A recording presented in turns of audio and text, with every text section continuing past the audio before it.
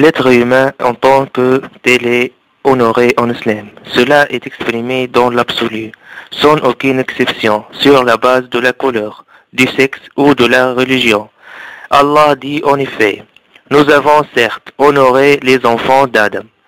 Nous les avons transportés sur la terre et sur la mer. Nous leur avons dispensé d'excellentes nourritures et nous les avons nettement préférés à un grand nombre de nos créatures.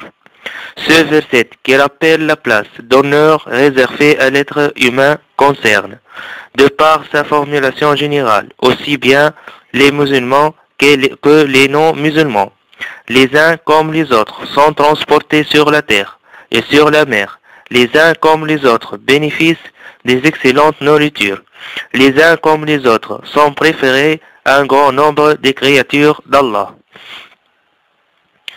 Dès lors qu'il avait affaire à l'un de ces êtres humains honorés par Allah, il n'avait pas le droit de lui infliger d'humiliation ni d'injustice, de bafouer ses droits ni de le rabaisser.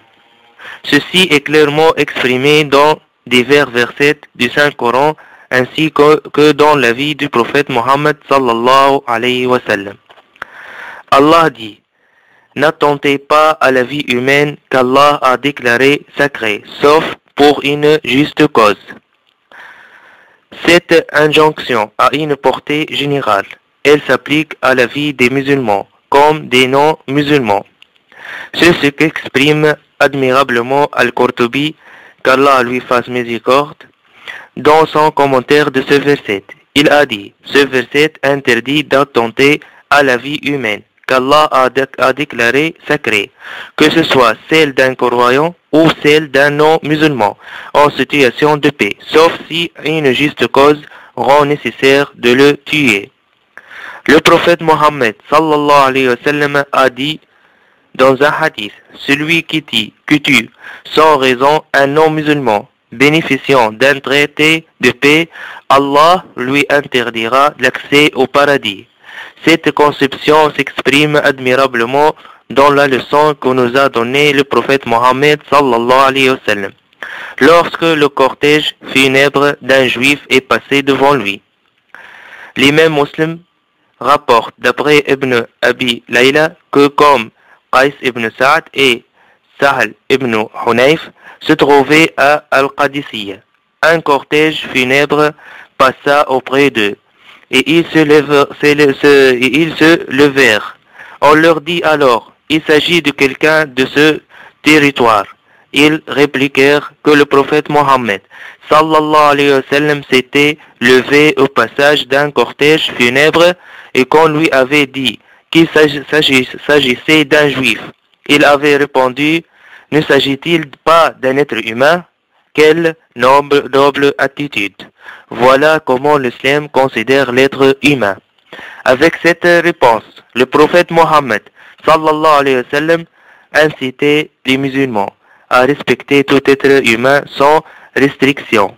On voit ici par exemple comment il a montré et a ordonné un tel respect après avoir appris qu'il s'agit d'un juif. Ce respect n'était pas limité à un instant. Le prophète Mohammed sallallahu alayhi wa sallam est resté debout jusqu'à ce que le cortège funèbre ait disparu.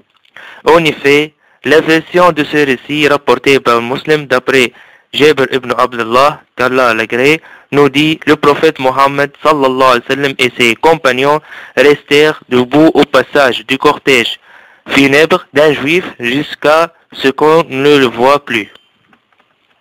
Imaginez avec moi le noble spectacle du prophète Mohammed sallallahu alayhi wa sallam et de ses compagnons, debout pendant que le cortège funèbre du juif passait.